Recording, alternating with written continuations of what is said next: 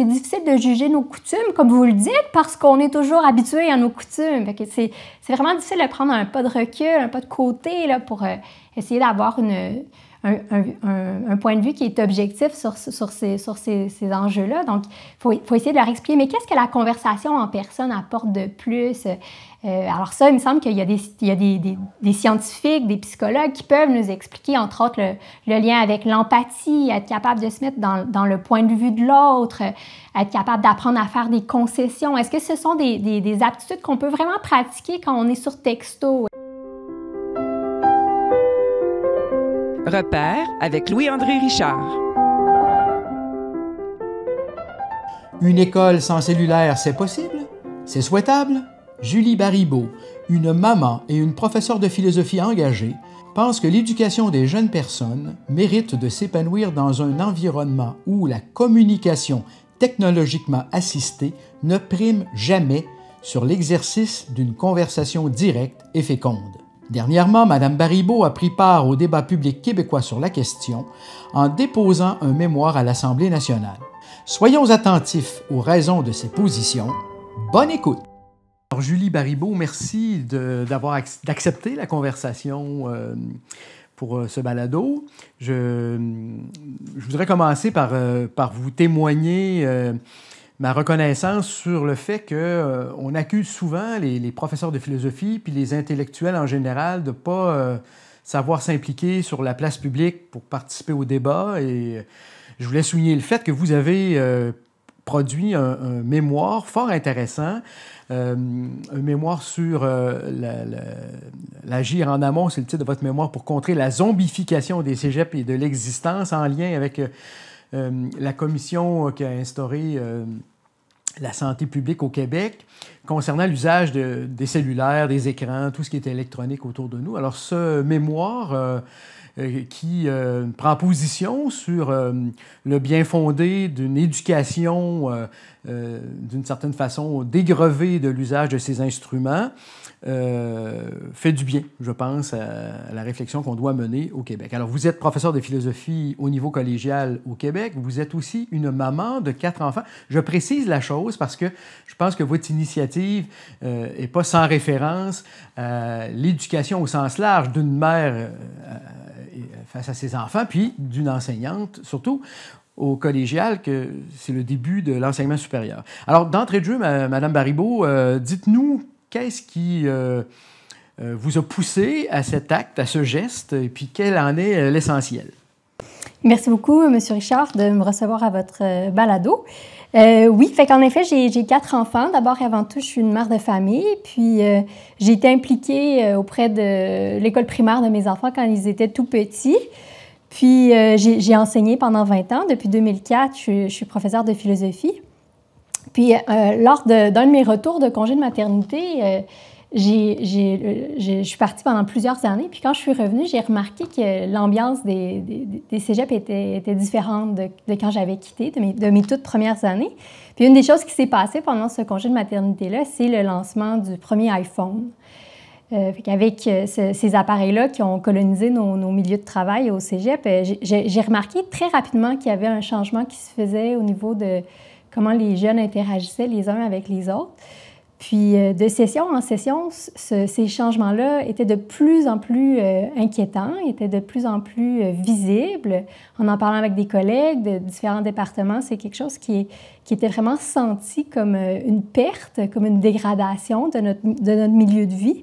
Puis, ça a pris du temps avant que je finisse par me dire il faut faire quelque chose. Et je me disais, il est presque trop tard rendu au cégep. Alors, j'ai décidé de m'impliquer dans l'école secondaire de mes enfants qui étaient rendus au secondaire entre-temps. Alors, mon implication, ça a été entre autres sur le conseil d'établissement, puis aussi sur le comité de parents du centre de services scolaires. Fait que ça a été l'occasion de rencontrer d'autres parents, de rencontrer des professeurs, des directions, d'entendre ce qui se passe dans les écoles, avoir des témoignages directs là, de ce qu'ils vivent, des difficultés. Au bout de tout ça, là, quand j'ai su qu'il allait y avoir une commission spéciale sur les écrans, quand j'ai su qu'il allait y avoir un temps d'arrêt où on allait discuter de est-ce que finalement le rapport qu'on a aux technologies, et que les jeunes ont aux technologies en particulier, est-ce qu'il y aurait des choses qu'on pourrait changer, qu'il est encore temps de se réaligner, tout ça, là? Je me suis dit, il faut que je prenne la parole. Donc, j'ai écrit un mémoire que j'ai soumis à la Commission spéciale sur les écrans, qui est une commission qui est très, très vaste. Hein. On parle de l'accès à la pornographie chez les jeunes, les jeux vidéo, le temps d'écran, la cyberintimidation. Il y a vraiment plusieurs facettes, là.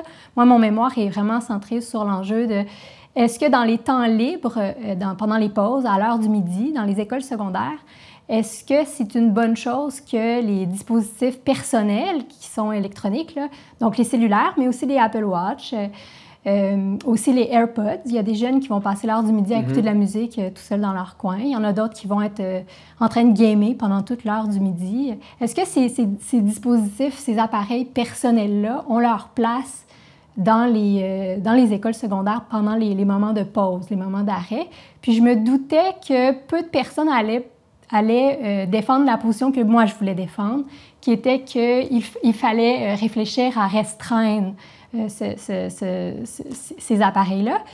Puis je suis allée voir les mémoires qui ont été déposées, fait que les autres, il y en a plusieurs qui ont été déposées, puis j'ai pu en effet constater que je fais pas mal cavalier seule. Je suis pas mal toute seule à aller dans ce sens-là, d'expérimenter des mesures plus corsées et de voir l'effet que ça a dans les écoles, à quel point est-ce que ça change les relations que les jeunes ont les uns avec les autres quand il n'y a pas de cellulaire pour se camoufler.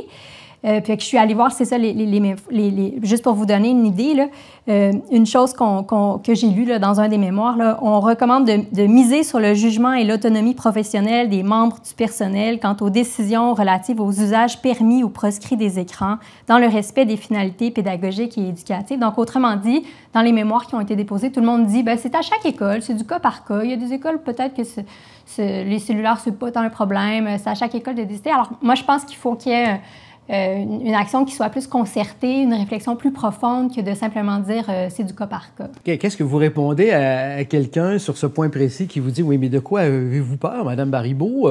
Les enseignants sont des gens responsables, ils vont comprendre que c'est pas une bonne chose, l'usage du cellulaire en classe, donc pourquoi aller plus loin? Vous avez des doutes? Bien, j'ai des doutes, étant donné ce qu'on voit au collégial, étant donné les nouveaux comportements, je peux peut-être un peu détailler c'est quoi ces nouveaux comportements-là qui sont apparus au collégial. Une des premières choses, moi, qui m'avait frappée, là, c'est un jeune qui avait manqué un cours, puis là, il vient me voir, puis il me dit j'ai manqué la matière, comment je fais pour la reprendre? Puis que là, je lui dis la première étape, c'est toujours que tu demandes à un camarade de classe qui t'envoie les notes qu'il a prises. Puis après ça, je vais répondre à tes questions, on peut se rencontrer, mais je veux que tu aies comme quelque chose d'écrit de prime abord. Puis il me répond, il dit, oui, mais je connais personne dans la classe. Je dis, oui, mais va parler à quelqu'un. Mais non, mais je peux pas faire ça. Fait qu'un premier étudiant qui fait ça, là, je parle dans les années là, 2010, là, ça fait longtemps, là, puis un deuxième, puis un troisième, un quatrième. Puis finalement, la peur de la rencontre de l'autre, c'est quand même surprenant à un âge où on est, il me semble, un peu au sommet là, de nos capacités sociales. On devrait être attiré par nos semblables. Et là, c'est comme s'il y a une sorte de répugnance à s'entretenir avec des jeunes qui ont le même âge que soi, une sorte de peur de l'autre, un inconfort d'entrer dans la discussion, de demander un service. Ça me semble assez problématique. Puis, on sait aussi, par ailleurs, moi, je ne suis pas spécialiste de ce domaine-là, mais on entend dire que l'anxiété est dans le plafond.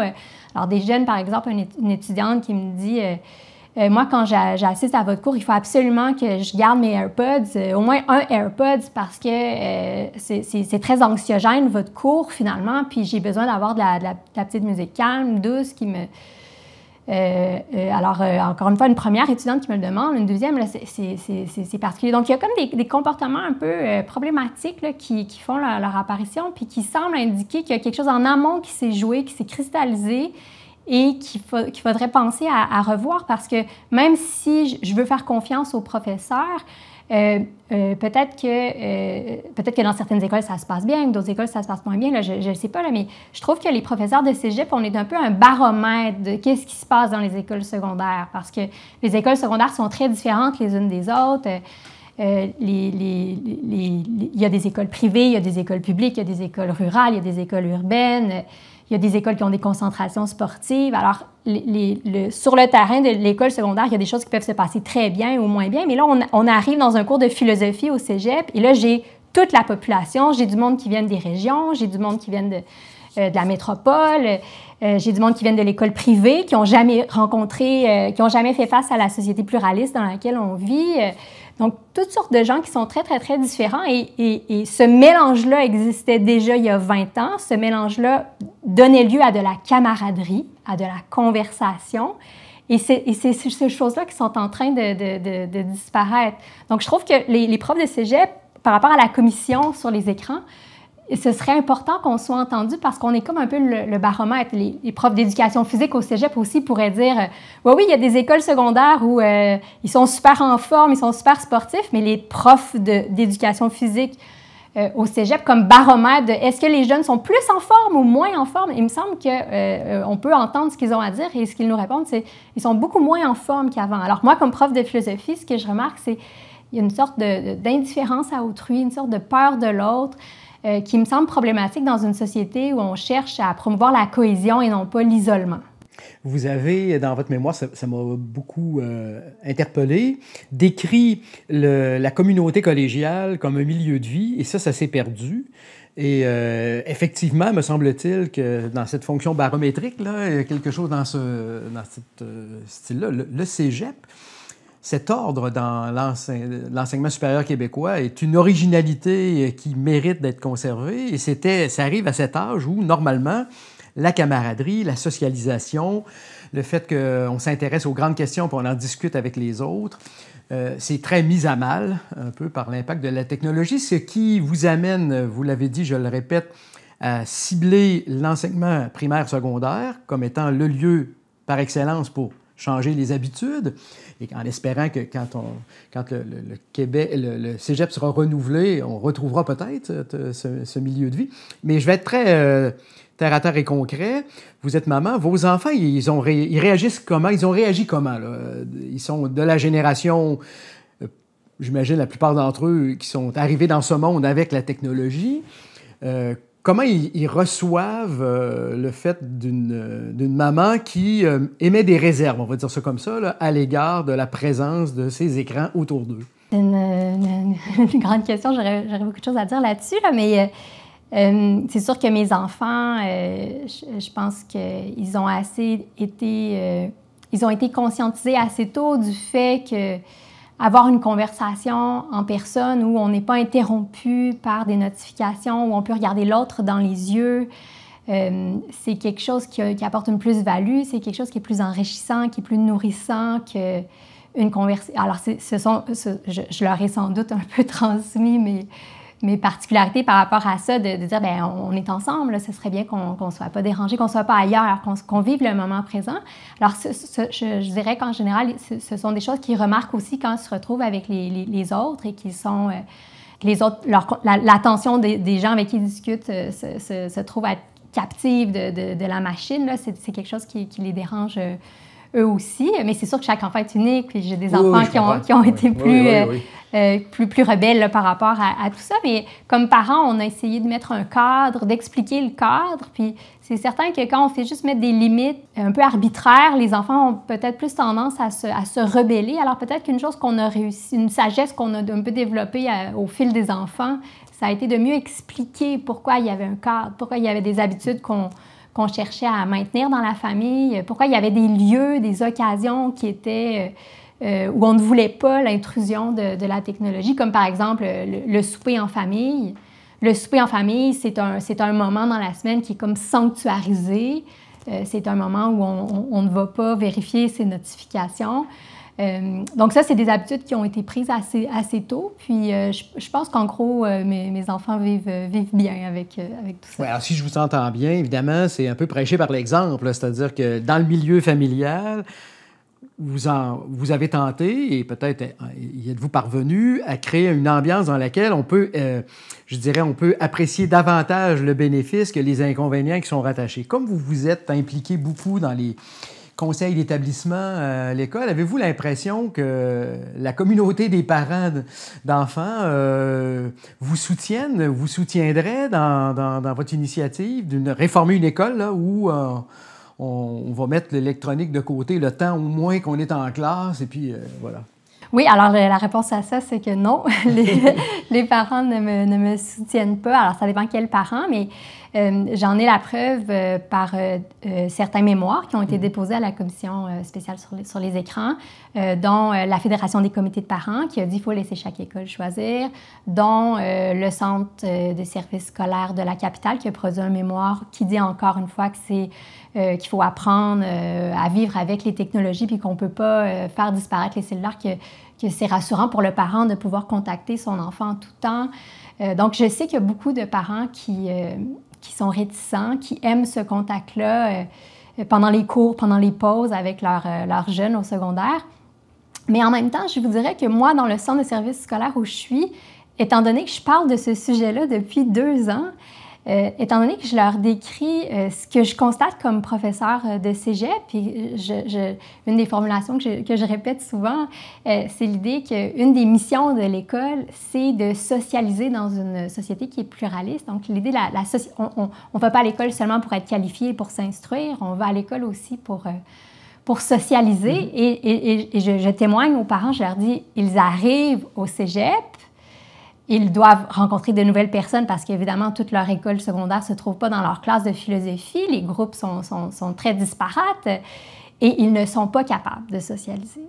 Alors, quand je le formule comme ça, là, souvent, il y a des parents qui vont dire « Ah oui, ils ne sont pas vraiment? » Puis je leur dis « Oui, ils ne sont pas capables d'aller à la rencontre de l'autre. » C'est très problématique. Donc là, les parents qui sont conscientisés, qui sont sensibilisés, deviennent des alliés très, très puissants là, à cette cause-là. Fait que je pense que les parents peuvent être mitigés parce que c'est sûr que l'enjeu des cellulaires est plus complexe que l'enjeu de la cigarette, par exemple. Oui. L'enjeu de mais en même temps, la cigarette a déjà été dans nos milieux scolaires. Je me rappelle quand j'étais au secondaire, il y avait un fumoir dans mon école, là. Puis à une certaine époque... J'ai déjà eu des profs qui fumaient pendant qu'ils enseignaient. Alors, c'est encore plus vieux, là, mais oui, c'est c'était dans le milieu. Donc, et on s'imagine, quand on a compris qu'il y avait des effets négatifs à la cigarette, on imagine qu'il y a des gens qui ont dit « Bien, voyons, la cigarette, ça fait partie de nos vies, on ne pourra jamais revenir en arrière. » Mais pourtant, on a réussi à faire un 180 degrés sur un enjeu comme celui-là. Mais là, le cellulaire, c'est pas comme la cigarette. La cigarette, c'est plus clairement négatif. Le cellulaire, c'est plus mitigé comme des usages qui sont bénéfiques et des usages qui sont problématiques. Donc, souvent, les parents vont dire il faut seulement éduquer les jeunes à faire de bons usages de leur cellulaire et à de ne pas faire d'usage problématique de leur cellulaire, ce qui est très facile à dire.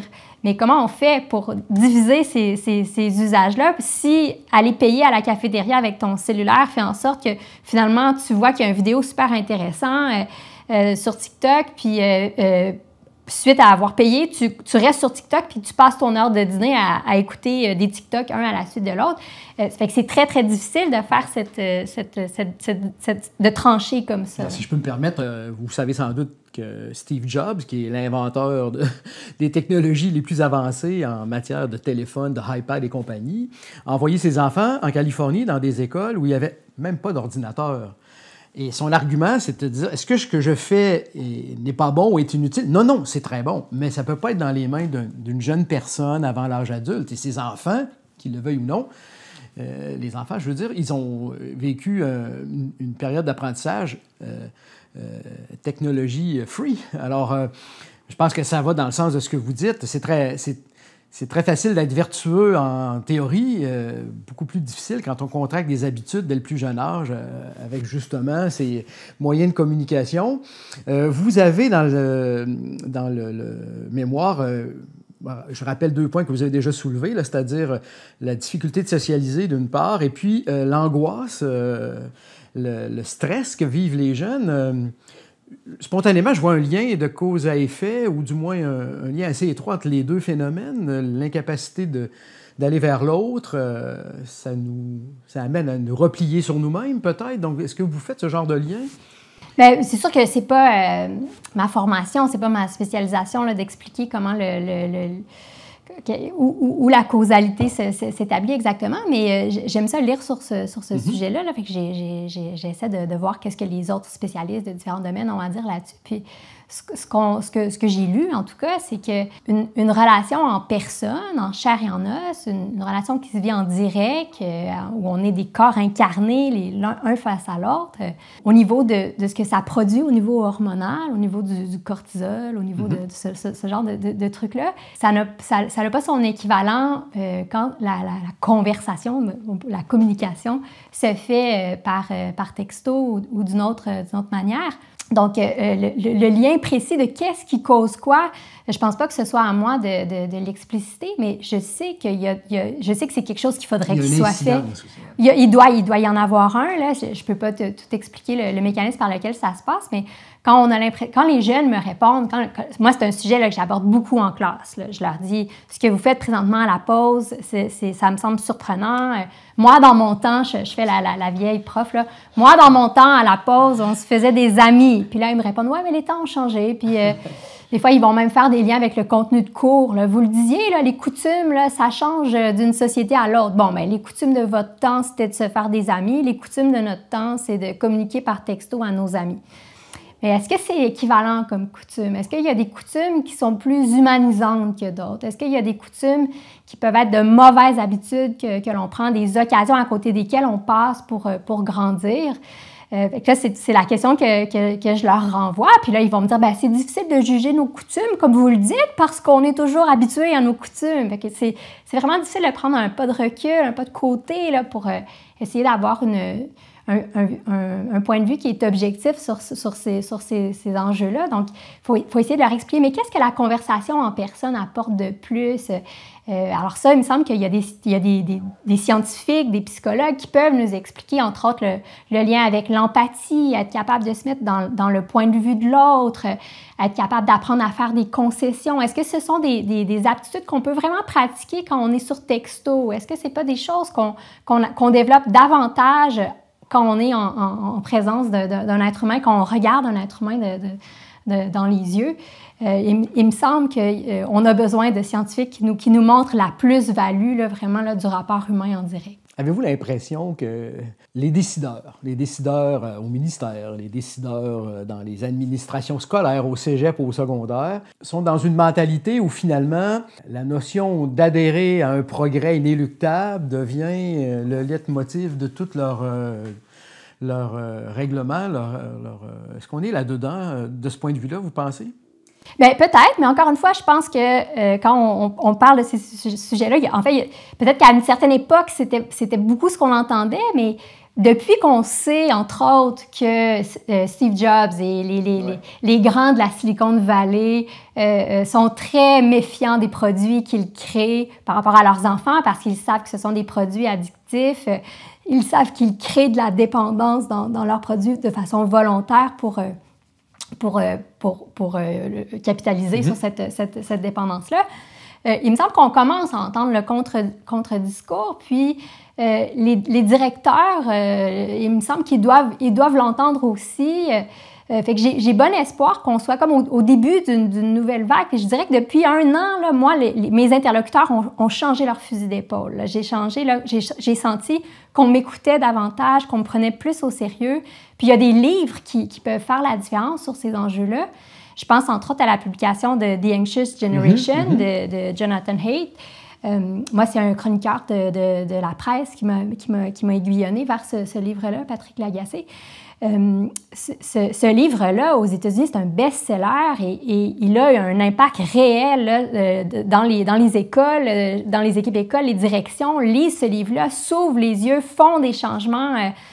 C'est un livre qui est plein de données justificatives avec des graphiques qui montrent à quel point il y a non seulement une corrélation entre des phénomènes qui se passent de manière concomitante, mais vraiment une causalité là, des différentes études qu'on fait très poussées qui montrent que non, les réseaux sociaux, c'est pas juste un hasard, là, c'est vraiment, il y a vraiment une cause, un lien de causalité. Donc, des livres comme ceux-là, j'espère que nos décideurs les lisent. J'ai vraiment un grand espoir que nos décideurs les lisent. Je sais, entre autres, que la présidente de l'aile jeunesse de la CAQ a lu ce livre-là. Elle s'appelle Aurélie Dieppe. Et elle a écrit une lettre ouverte dans les médias où elle disait, elle est toute jeune, elle est début vingtaine, là, où elle disait « Ma génération a été les cobayes de Meta, finalement. Et elle avait lu le livre et elle disait, là, il faut qu'on s'ouvre les yeux. Et c'est grâce à cette jeune femme-là qu'il y a une commission spéciale sur les écrans parce que l'aile jeunesse de la CAQ a comme forcé les plus vieux de la CAQ à prendre l'enjeu vraiment au sérieux puis y réfléchir. Donc, j'espère que c'est pas seulement l'aile jeunesse de la CAQ qui lit ces livres-là, mais la CAQ elle-même et nos différents partis politiques, les députés, il me semble, là, ce serait vraiment souhaitable, là, le ministre de l'Éducation, par exemple, que ce soit un livre qui soit lu. Il faut lui envoyer, c'est déjà fait. Ben, je ne lui ai pas envoyé moi-même. J'attends la traduction française, entre autres, là, mais je ne sais pas si ça va être traduit. Vous avez un titre de mémoire, j'imagine, qui a beaucoup surpris. Vous parlez de la zombification des cégeps. Je pense que l'expression n'est pas de vous, là, mais pourquoi avoir choisi ce titre? Qu'est-ce que vous entendez d'abord par la zombification? Juste pour dire de qui l'expression vient, il s'appelle Étienne Beaulieu, il est professeur de littérature au cégep de Drummondville. Alors, il avait écrit un texte dans le Devoir où il décrivait ce qui se passait aux pauses et à quel point, pour un professeur, c'était quelque chose qui était triste et alarmant là, de voir finalement que ces jeunes-là se comportent un peu comme des fantômes. C'est comme s'ils sont vraiment absorbés par la machine. Puis c'est presque comme si le fait de sortir son cellulaire à la pause n'est pas une décision consciente. C'est comme un réflexe de Pavlov et ça se compare un peu à quelqu'un qui aurait consommé de la drogue puis qui veut juste avoir son autre dose de drogue. Fait que là, la pause arrive, puis... donc, l'expression, c'est lui, il dit, c'est comme s'ils étaient zombifiés. Fait que je l'ai repris de lui. Bon, le titre de mon mémoire se voulait un petit peu provocateur. Le reste de mon mémoire, j'ai cherché à ce que ce soit le plus nuancé possible. Je voulais pas qu'on m'attaque en me disant que je me mêle de choses que je ne connais pas. Donc, ce que je propose, ce n'est pas du mur à mur, c'est un projet pilote où on essaie d'aller chercher des données probantes, de mesurer objectivement qu'est-ce qui fonctionne, qu'est-ce qui fonctionne pas. Je suis très consciente que dans les écoles, les professeurs souhaitent conserver leur autonomie professionnelle. Donc, moi, ce que je veux, c'est aider les professeurs. Mais en même temps, je veux leur dire, est-ce que vous vous rendez compte que ce qui se passe dans les écoles secondaires a un impact réel au cégep? Et ce qu'on voit, nous, ce sont des êtres humains qui ne sont pas la pleine mesure de ce qu'ils pourraient être parce qu'ils passent à côté de cette possibilité-là de socialiser avec autrui, de rencontrer autrui. C'est vraiment comme un pilier fondamental de la vie humaine, d'être capable de rencontrer ses semblables dans un univers démocratique comme le nôtre. C'est encore plus important. Donc, mon titre se voulait un petit peu provocateur, mais je pense que le reste de mon propos est très nuancé. Dites-moi très concrètement, parce que vous avez quand même, vous vous êtes impliqué, vous êtes, je pense encore à l'heure actuelle, en train de suggérer des pistes très concrètes. Parlez-nous de ces avenues concrètes que vous souhaitez mettre en place, que le gouvernement du Québec mette en place dans les écoles primaires, secondaires, puis éventuellement au cégep aussi. Oui, au cégep aussi, je ne sais pas, entre autres, ce que vous venez juste de dire là, concernant le phénomène de zombification. C'est difficile quand ce sont des adultes, hein, quand ce sont des 18 ans et plus. C'est difficile de commencer à légiférer, puis on est dans une société libérale, là, il faut quand même vivre avec ça. Là. Donc toute mesure qui outrepasse, il faut faire attention. Donc moi, c'est ça, j'essaie de me dire que ce sont les mineurs qu'on doit viser. Au Québec, on a été par le passé... on avait des réglementations, la loi sur la protection du consommateur, par exemple, qui essayait de protéger les 13 ans et moins de la publicité qui était ciblée à leur endroit. C'était quelque chose, quand on était jeune, qui était surprenant de voir, quand on écoutait les postes américains, de voir les publicités de jouets, alors qu'au Québec, quand on écoutait le Canal Famille, il n'y avait pas ce genre de choses-là. Donc, on était des chefs de file, il me semble, en termes de réflexion sur comment protéger les mineurs. Puis là, on a laissé complètement... c'est comme si toutes les digues sont tombées. Ce qui est difficile, entre autres, c'est que puisque ce sont des produits qui sont pensés, qui sont conçus aux États-Unis, c'est pas nous qui avons...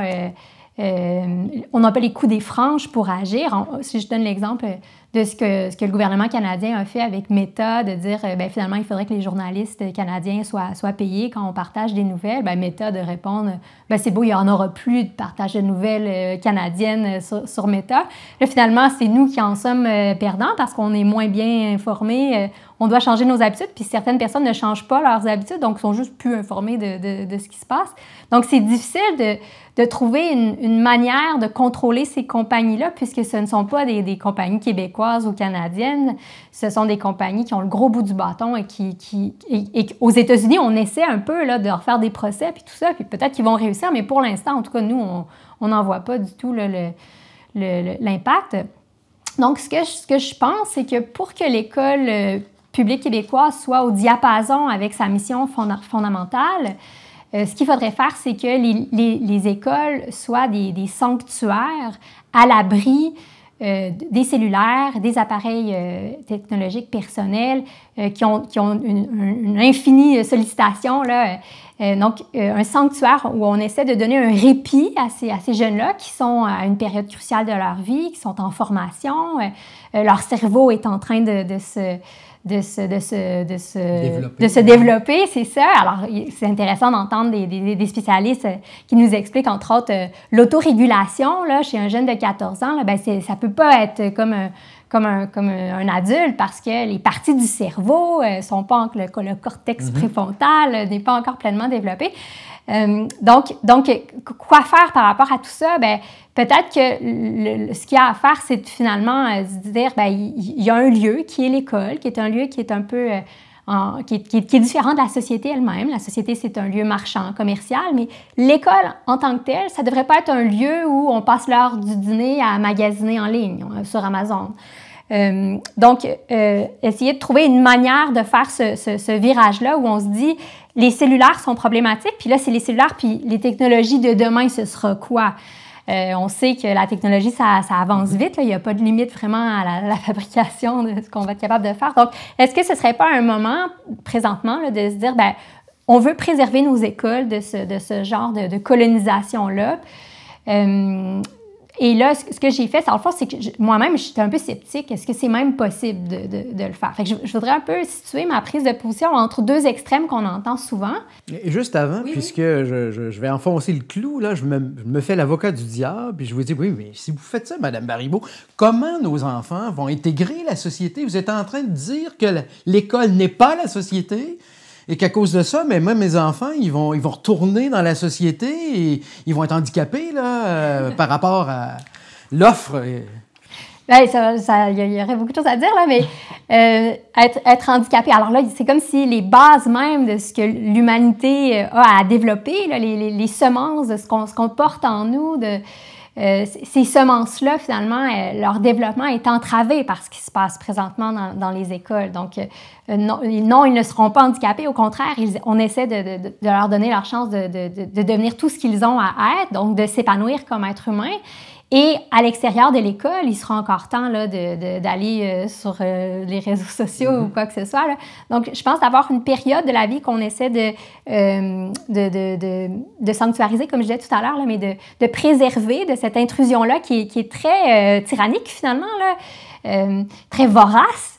Il me semble que c'est vraiment quelque chose qui est bénéfique pour le développement de l'être humain. Est-ce que c'est pas quelque chose, de toute façon, au fil de l'histoire, qui est une constante, c'est-à-dire que l'école, même avant toute l'intrusion de la technologie, a toujours eu ce combat à mener entre, je dirais, l'ambiance sociale et ses valeurs du moment, puis ce sanctuaire qui vise par des moyens, je dirais, plus fondamentaux, à équiper le jeune, à faire face au retour à la société, puis aussi aux défis qui vont se présenter à lui quand il va être adulte et tout. Là, vous êtes prof de philo, vous devez avoir quelque chose à dire là-dessus, non? Oui, bien, sans doute. Là, c'est pas un enjeu qui est si nouveau que ça, là, finalement, mais peut-être que les technologies qu'on produit aujourd'hui sont tellement petites, elles sont tellement attrayantes que le défi est comme nouveau, là, puis on a une relation qui est tellement symbiotique avec ces objets-là que se séparer de son cellulaire, c'est presque comme s'arracher un poumon, là. Alors, c'est sûr que ça complexifie le problème. Je pense que la difficulté de conserver l'école comme lieu de sanctuaire n'a jamais été aussi grande qu'il l'est présentement. Oui, il y a toujours eu, disait Blaise Pascal, une espèce d'effet de distraction dans toutes nos vies, mais là, je pense que vous avez raison, c'est-à-dire que là, cet effet-là, c'est connaturel à la personne. Les enfants de notre génération, ils vont naître avec l'appareil dans le berceau.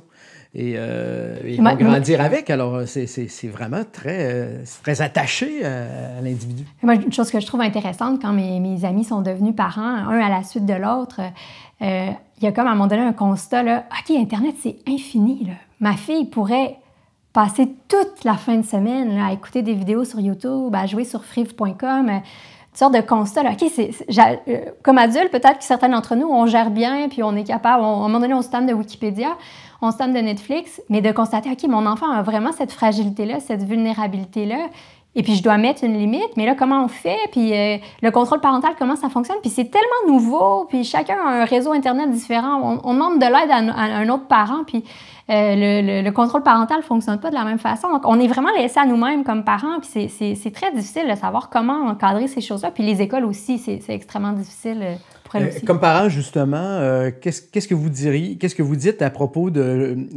la nécessité d'être bien informé de ça? Ça nous dépasse, mais on doit quand même apprendre les rudiments, je ne sais pas trop. Oui, bien, en tout cas, moi, je conseillerais non seulement à nos décideurs, mais aussi aux parents qui nous écoutent de lire le livre de Jonathan Haidt, The Anxious Generation. Entre autres, une des suggestions qui est faite, c'est de se regrouper comme parents pour se parler de ces enjeux-là, puis d'avoir un peu un plan de match commun, là. Le cellulaire, les réseaux sociaux, Snapchat, c'est quoi cette chose-là? Là? Est-ce que mon enfant qui, à 9 ans, me dit « j'ai pas le choix d'avoir Snapchat parce que tous mes amis l'ont, puis c'est comme ça qu'on communique. » Est-ce qu'il y a des alternatives à aller vers Snapchat d'un jeune âge comme celui-là? Donc, comme parents, on est vraiment pris au dépourvu. Donc, un grand conseil que Jonathan Haidt donne, c'est qu'il faut absolument qu'il y ait des communautés de parents qui soient plus tissées serrées, puis qui se parlent, qui se donnent un peu des balises, qui se donnent des conseils, qu'on comprenne un peu, qu'on se donne des trucs, entre autres, pour comment nos enfants vont communiquer. Ah, ben ça prend un téléphone fixe. Avoir un téléphone fixe, ça l'aide à retarder l'achat du cellulaire. Est-ce qu'on veut un cellulaire qui est capable de faire absolument le dernier iPhone, ou est-ce que juste un flip, ce serait suffisant pour un jeune de 12, 14 ans, peut-être qu'il ne serait pas très cool dans son école avec son flip. Mais peut-être que ce serait bénéfique parce que le flip, on s'en tanne assez vite. Alors que l'infinité du téléphone cellulaire comme centre de divertissement massif, là, ça, là, mon enfant va être captif de ça. Donc, se donner des trucs comme parent, puis avoir un peu un plan de match avec une gang d'amis, là, c'est quelque chose qui est très aidant. Questions, commentaires ou objections, rejoignez Louis-André Richard à repère@le-verbe.com.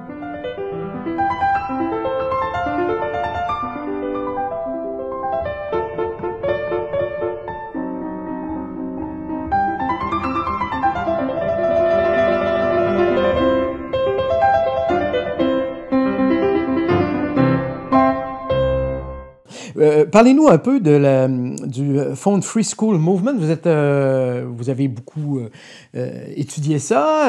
Vous êtes même, je pense, représentante de ce mouvement ici au Québec. Oui, je suis ambassadrice. Ambassadrice. Excusez-moi, Madame l'ambassadrice, c'est quelque chose. Alors, parlez-nous de ce mouvement, puis comment vous voyez que ça peut être un moyen concret. Là, oui, je vais revenir un petit peu à ce que je voulais dire tout à l'heure. Dans le fond, il y a deux positions qu'on entend souvent sur ces enjeux-là. La première, c'est de dire c'est impossible de faire un changement, ça fait partie de nos vies, c'est tellement utile, ça se peut juste pas. Ce pourquoi vous plaidez, là, c'est impossible. Et l'autre point de vue que j'entends aussi, c'est des gens qui vont me dire, mais voyons, mais c'est tellement évident qu'à l'heure du dîner dans une école secondaire, les jeunes devraient être en train de se parler et non pas en train de jouer à Brawl Stars. C'est tellement évident, je comprends pas pourquoi les écoles le font pas. Donc, d'un côté, il y a des gens qui vont nous dire c'est impossible, et de l'autre côté, il y a des gens qui vont nous dire voyons, c'est facile, c'est évident, il faut le faire demain matin. Alors, le Phone Free School Movement, c'est comme une sorte de position qui est intermédiaire entre les deux. C'est difficile de faire le 180 degrés, c'est possible, il y a des trucs, il y a des choses qui fonctionnent, il y a des choses qui ne fonctionnent pas. Fait que c'est un mouvement qui vient d'initiatives de parents qui cherchaient à changer le milieu scolaire où leurs enfants allaient, et qui savaient qu'il y avait certaines écoles qui avaient réussi à faire un 180 degrés sur cet enjeu-là. Fait qu'ils sont allés chercher l'expertise des directeurs, des professeurs de plusieurs écoles. Aux États-Unis, c'est tellement grand, là. Il y en a plusieurs des écoles qui sont phone free. Alors, phone free, et l'idée, c'est une interdiction du début de la journée jusqu'à la fin des classes. Donc, pas seulement sur le temps de classe. Parce que juste sur le temps de classe, c'est pas suffisant, entre autres, pour socialiser pendant les temps libres. Mais ça fait aussi que chaque cours débute avec un combat pour dire aux jeunes, il faut ranger le téléphone cellulaire, il faut ranger les AirPods, il faut ranger les AirPods aussi. Donc, les jeunes, des fois, ils arrivent en retard à leur cours parce qu'ils veulent terminer leur partie. Leurs games sont en train de gamer. Ça pour dire qu'une sorte de position intermédiaire, c'est difficile, ça demande de la préparation, il y a des trucs, il y a des choses qui fonctionnent, il y a des écoles qui sont arrivées et qui voient des métamorphoses, des bénéfices. Les directeurs qu'on entend à ce sujet-là, ou les professeurs nous disent jamais on reviendrait en arrière. Je pense à une professeure en particulier qui disait, elle était sur le bord de prendre la retraite, puis elle disait, voyons, c'est impossible d'enseigner à ces jeunes-là, ils m'écoutent pas, j'ai pas leur attention.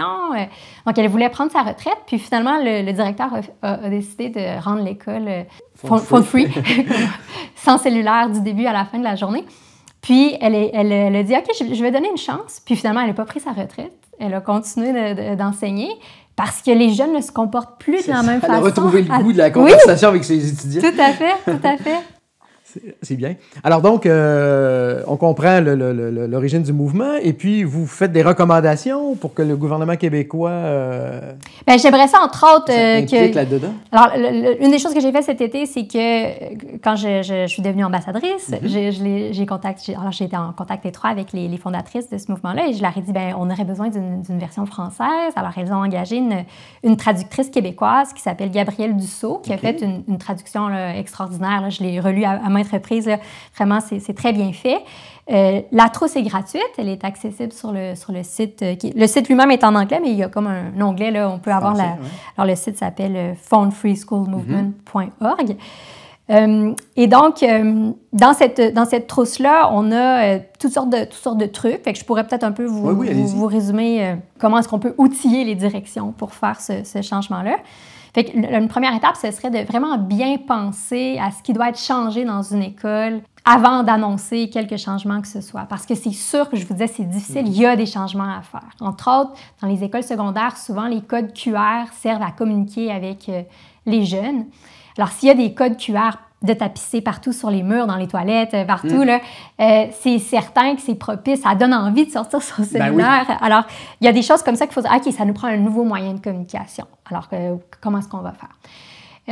Les parents vont avoir besoin de contacter leurs jeunes. Ça va prendre vraiment un réseau de communication qui fonctionne bien avec le secrétariat. Le jeune va peut-être avoir un moment où il doit contacter. Alors, il faut vraiment réaliser là, qu'il y a une ligne fixe dans une salle de classe, au secrétariat. Ça doit être accessible parce que si on fait un virage comme ça, on ne veut pas qu'il y ait une réaction d'opposition, on ne veut pas qu'il y ait une émeute ou quoi que ce soit. Là. Donc, on veut la collaboration des gens. Donc, il faut réfléchir d'avance à ce qui est requis. Et l'élément clé là, de ce qui est proposé, c'est qu'à chaque matin, il y a une routine qui soit instaurée qui consiste à ramasser tous les appareils personnels des jeunes. Fait que ça, c'est les cellulaires, c'est l'Apple Watch, c'est les AirPods. Et plus tard, ce sera quoi? Ce sera un pendentif d'intelligence artificielle, des lunettes Orion que Meta vient de lancer. Donc, il faut voir un petit peu ce qui s'en vient, là. Les cellulaires, c'est pour maintenant, mais il y a plein d'autres étapes. Donc, tous ces dispositifs qui sont personnels, que ce soit mis sous clé, que ce soit verrouillé, pour l'ensemble de la journée jusqu'à la fin des classes. Alors, peut-être qu'il va falloir changer l'heure à laquelle les élèves arrivent. Peut-être que ça va prendre une porte de plus. Peut-être que... Alors, il y a vraiment un temps pour prendre les appareils, un temps pour les récupérer à la fin. Oui. Puis, d'ailleurs, une des manières de récupérer les cellulaires comme ça peut être des petites pochettes qui sont comme un peu magnétiques. Là, magnétiques, je ne sais pas si j'ai le bon mot, mais en tout cas. Puis, je voulais juste faire un lien un peu avec l'actualité toute récente. Je ne sais pas si vous avez vu Catherine Levac. Catherine Levac qui a loupé sa rencontre. Oui. Allez-y, racontez. Alors, tout le monde doit être au courant avec Justin Timberlake. Elle était en première rangée. Elle a dû payer son billet très, très cher et il a vu qu'elle était sur son cellulaire. Alors, un peu pour la narguer, il s'est approché d'elle pour voir si elle allait réagir et elle ne réagissait pas jusqu'à ce qu'il y ait une fille à côté d'elle qui n'a pas l'air de la connaître plus que ça, qui fait comme lui dire, taper sur son épaule, puis te rends-tu compte qu'il est juste là au-dessus de toi? Puis là, elle se tourne, elle voit la fille, elle range son cellulaire, elle se lève la tête, elle voit qu'il est juste là, elle essaie de le toucher, puis il s'en va. Alors, tout ça pour dire que ces pochettes-là dont je vous ai parlé tout à l'heure, ces pochettes-là ont été inventées pour ce genre de contexte-là. Alors, il y a des humoristes, il y a des chanteurs qui n'en pouvaient plus de se faire filmer tout le long, de se faire que les gens textent, tout ça. Là. Alors, il y a une compagnie américaine qui a inventé une pochette qui fait en sorte que pour ces artistes-là qui souhaiteraient que le contact soit plus direct, qu'il n'y ait pas d'écran entre eux et leur public, quand on arrive au spectacle, tout le monde range son cellulaire dans une pochette, puis tout le monde est présent pour...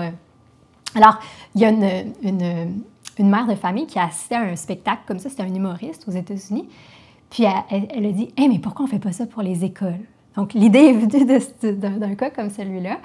Je pense que son mari était directeur d'école, je ne me souviens pas des détails, et ils ont implanté cette routine-là du matin. Donc, à tous les matins, on prend la pochette, on met les appareils, c'est rangé, puis on y a plus accès jusqu'à la fin de la journée. Pour bien comprendre, cette pochette-là, elle désactive le système? Non, c'est juste une petite pochette. Pourquoi vous dites magnétique? En fait, c'est magnétique un peu comme quand on va dans les magasins, puis ils ne veulent pas qu'on vole les vêtements. Ah oui, OK. Il y a comme une puce magnétique qu'on peut démagnétiser. Puis, donc, c'est une puce un peu comme celle-là. Elle se barre facilement.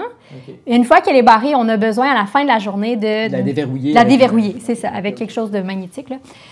Donc, ça peut être une manière de faire pour que les cellulaires fassent juste disparaître. Donc, une fois qu'ils ne sont plus là, il n'y a plus de patrouillage à faire. Ils sont rangés. Puis, s'il y a un cellulaire qui apparaît à quelque part, c'est pas normal. Alors, quand les règles sont floues puis que le cellulaire est permis jusqu'à midi, mais à midi et demi, il n'est plus permis, ça devient de la grosse gestion. Il est permis une journée sur 2, le cellulaire. Il n'est juste pas permis et il est bien rangé et on le récupère à la fin de la journée. Donc, ça, c'est le truc principal là, certaines écoles ont réussi là, à faire ce changement-là. Sur le territoire de Québec, par exemple, où on est, nous, vous Il diriez... y a une école secondaire... Une école qui a implanté ça tel quel? Oui, l'école secondaire d'Oka. Alors, j'en sais pas beaucoup plus, mais je lis les journaux, je m'informe beaucoup sur ce sujet-là. Et j'imagine qu'il va y avoir un suivi là, de ce que les professeurs sont satisfaits. Je ne sais pas si vous le savez, parce qu'une partie de nos auditeurs sont en France. Est-ce que ce mouvement-là tente à s'implanter dans le vieux pays? Ou... La France, une des choses qui est différente, c'est que les règles étaient déjà plus strictes qu'ici au Québec. Dans le fond, c'est seulement depuis Drainville l'année dernière, quand il y avait une pétition d'initiative parentale là, qui avait dit les cellulaires, il faut que ça... Alors, Drainville avait dit plus de cellulaires pendant les heures de classe. Ce genre de réglementation-là était déjà en place en France depuis longtemps.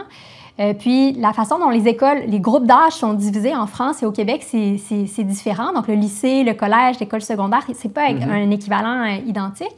Mais je crois que les décideurs en France ont lu Jonathan Haidt, le ministre de l'Éducation, là, de ce que j'en ai compris, et qu'il a proposé que les appareils soient mis sous clé comme ça. J'ai lu ça, les grands titres, là. Et je sais que les professeurs étaient sceptiques, puis ils disaient, voyons, on ne sera pas capable de faire ça. Donc, il faut faire attention pour ne pas passer une loi du jour au lendemain qui ne tient pas compte de la réalité terrain. Il faut être réaliste là, quand même. Là, c'est un grand changement de culture, puis il faut que les professeurs adhèrent à la démarche. Si les professeurs n'adhèrent pas à la démarche, ça ne fonctionnera pas. Donc, moi, je suis très méfiante de ce genre de directives-là là, qui ne tiennent pas compte de... Trop à l'emporte-pièce, ça marche pas. Oui, tout à fait, tout à fait. Juste avant que vous continuiez, parce que j'hallucine à vous écouter, puisque vous êtes beaucoup plus jeune que moi, et moi, j'ai 65 ans, et moi, je vous donne... Imaginons une école où il y a un secrétariat qui permet aux enfants de... Ben oui, mais j'ai fait tout mon primaire, mon secondaire, mon cégep, comme ça, et je ne suis pas mort. Et on a toujours eu moyen de communiquer avec nos parents. C'est hallucinant de constater qu'en si peu de temps... les coutumes ont changé. Non seulement les coutumes changent, mais la rapidité du changement occulte la possibilité de comprendre qu'est-ce qu'il y avait juste avant. Parce que je pense que dans l'imaginaire de bien des gens, c'est comme un impossible. Là. On va mourir. Ouais. C'est intéressant de voir comment cet impact des coutumes nouvelles est très prégnant, puis fait oublier. Puis dans le fond, la solution est simple. Oui. Et puis moi, je sais, parce que je suis assez vieux, qu'on n'en mourra pas. Oui, tout à fait. Allez-y, continuez sur la prochaine. OK, donc fait que ça, c'était dans la trousse. Ça, c'est j'ai donné un premier élément. Donc, un deuxième élément, ce serait, je l'ai un petit peu dit, là, mais l'importance vraiment que le personnel d'une école adhère à la démarche. Donc, de vraiment bien leur expliquer pourquoi est-ce qu'on s'en va dans cette direction-là. Des fois, il y a des équipes écoles, j'entends dire là, que pour eux, c'est déjà évident là, qu'il faut aller vers là, mais je sais que certains professeurs ne sont pas favorables. Donc, il faut essayer d'aller chercher leur adhésion, et c'est pas nécessairement facile, ça peut prendre du temps, ça prend des données justificatives. Donc, il faut avoir des chiffres, il faut indiquer, par exemple, c'est combien le nombre de notifications qu'un jeune Québécois reçoit par jour dans un contexte scolaire. Avoir des chiffres comme ça, là, par-delà la trousse, là, très concrètement... La trousse, entre autres, elle donne plein de chiffres. Mais vous envisagez des visites? Il faut que les gens aillent sur place, non?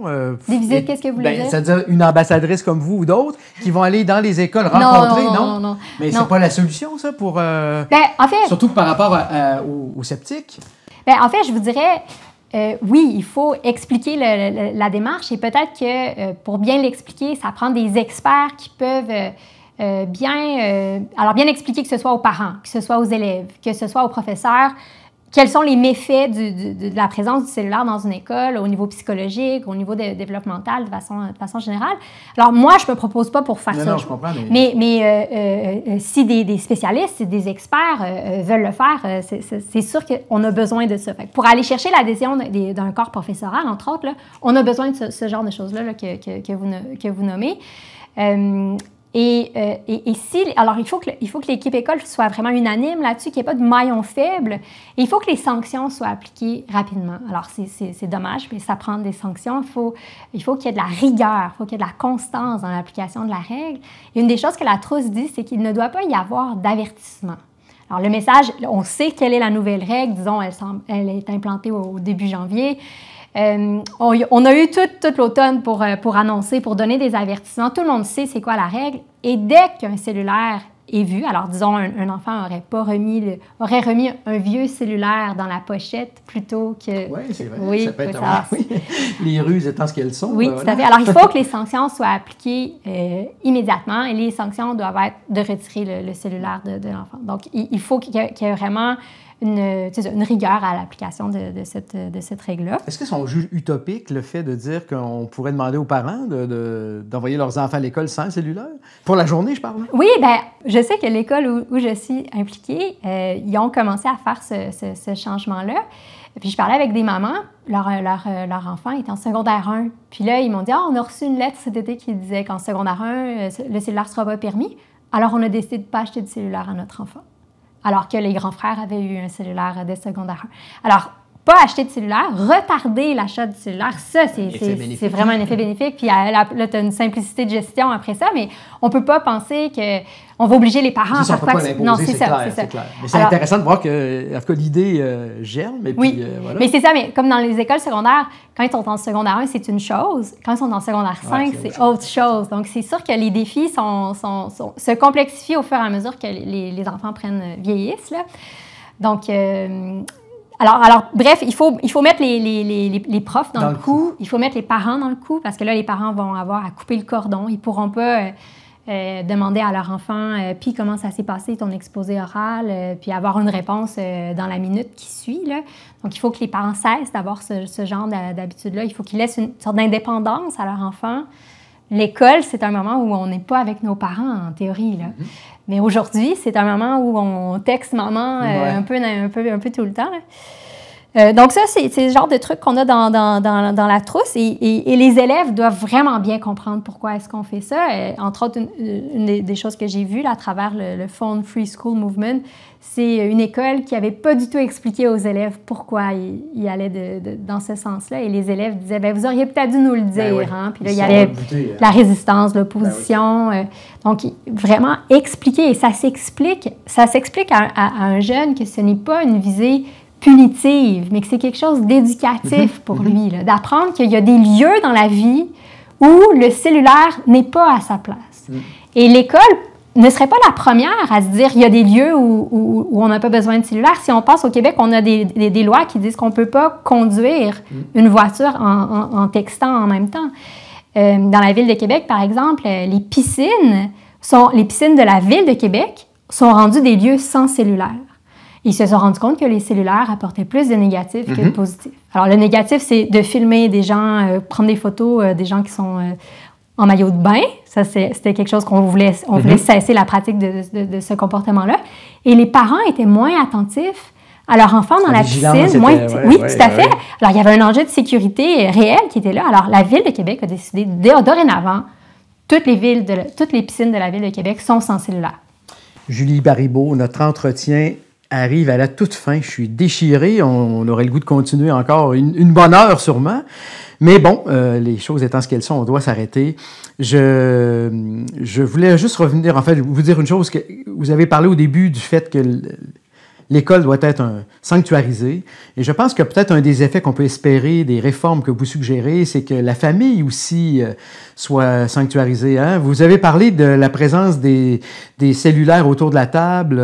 Moi, je suis né de la génération où le téléviseur est apparu. Puis dans les années 60, on a vu s'inviter à la table familiale le téléviseur, qui est devenu un convive où tous les regards convergeaient et c'était la fin de la conversation dans plusieurs familles. Donc moi, j'ai eu la chance de pas vivre ça comme ça, là, jusqu'à un certain point, puis de garder la conversation. Fait que je pense que vous faites œuvre utile. Je vous remercie encore une fois de votre implication. Je vais terminer, comme je le fais souvent, avec une citation. Je sais que vous avez fait vos études de mémoire de maîtrise sur Jane Austen. Et son frère, Henry Austen, a fait la préface de son dernier roman, Persuasion. Il dit ceci en pensant à sa sœur: « Je ne suis pas de ceux qui négligent la vraie grandeur pour courtiser son ombre. » Alors, il me semble que vous faites œuvre utile et bénéfique en pointant vers une nouvelle forme de grandeur qui consiste à retrouver l'humain dans les enfants qu'on éduque, et on espère que ça va rejoindre aussi les parents. Merci beaucoup de vous être prêté à cette conversation en espérant que plusieurs vont en tirer profit. Merci beaucoup, Louis-André Richard.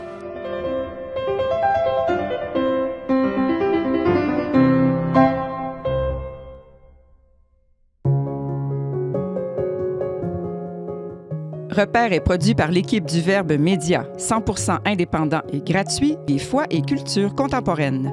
Visitez leverbe.com pour découvrir toutes nos productions et faire un don.